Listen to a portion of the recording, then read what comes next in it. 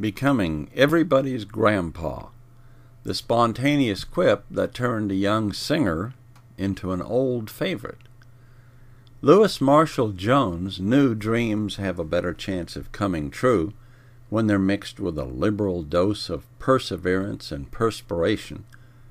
So he added plenty of both to his dream of becoming a country music performer. That dream was born in early childhood as he listened to his mother's old-time ballad singing and his father's traditional fiddle playing. It was fueled again at 16 when he won a talent contest at the local Keith Albee Theater.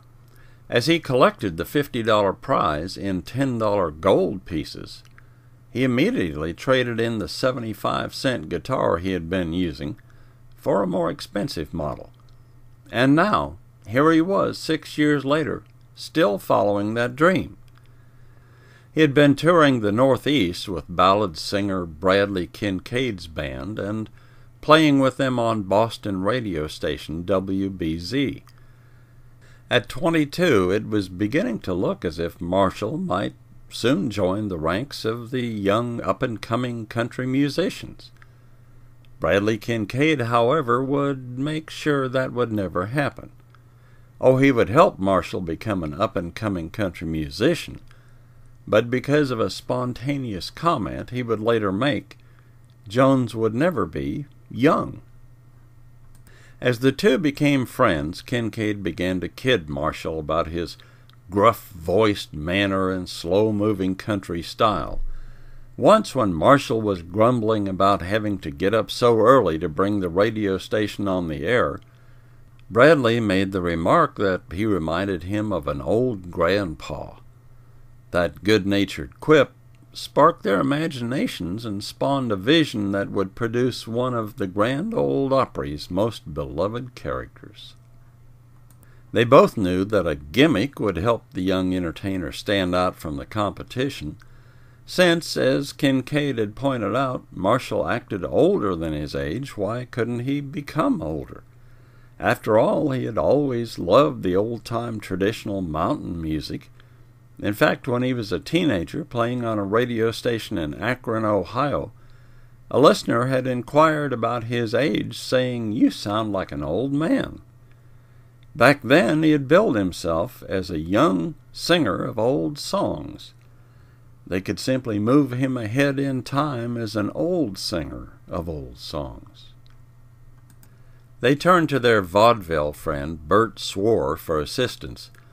As Swore helped them assemble Grandpa piece by piece, they excitedly watched the birth of the new old character. Finally, the metamorphosis was complete. The 22-year-old Jones stood proudly in his high-top boots and bright suspenders. As he smiled out from underneath his dilapidated hat, he had no inkling that he would become this character for so many years that eventually he would no longer need to add the grease paint wrinkle lines and the false gray brush-handled mustache and bushy eyebrows.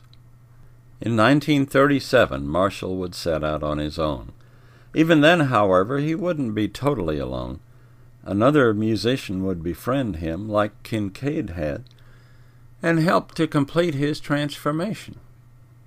He had recently joined Wheeling, West Virginia's WWVA Jamboree.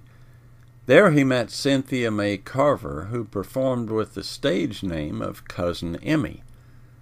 "Up to then I played guitar," Jones recalled. Then he explained that Cousin Emmy taught him how to play the banjo using a traditional type of frailing technique.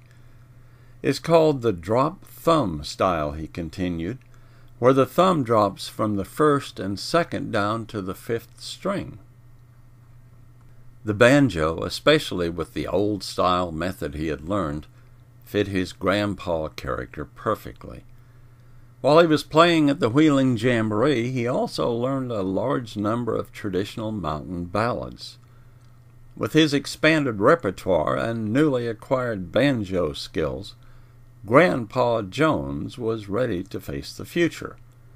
Actually, in a sense, he was already in the future. He merely had to set about catching up with himself. Marshall moved from station to station, trying out different radio barn dance programs.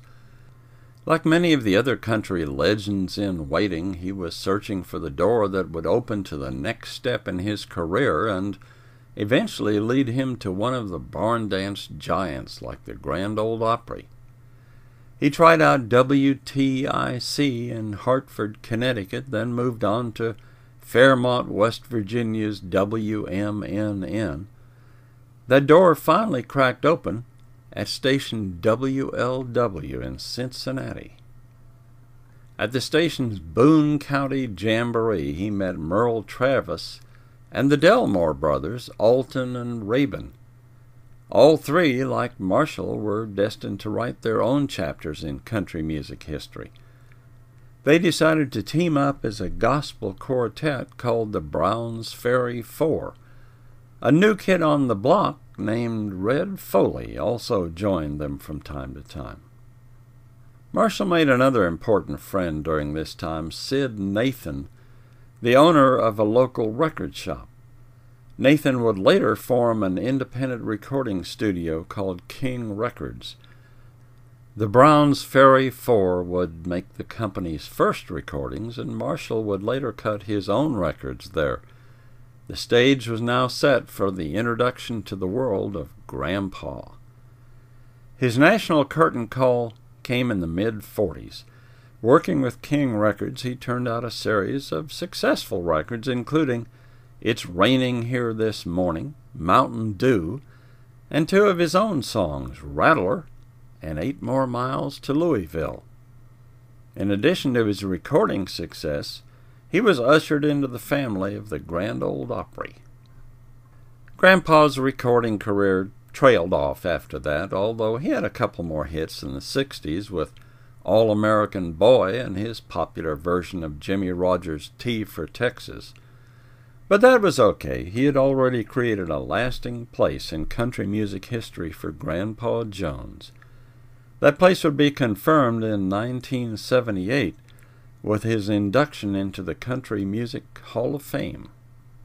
Every time he stepped out onto the stage of the Opry and the other barn dance shows, he brought a piece of history with him. As the newer entertainers donned their flashy nudie suits, Grandpa's well-worn hat and scuffed boots silently reminded them where their music came from. They knew they shouldn't forget their roots and get above their raising. After all, they were under the watchful eye of their grandpa.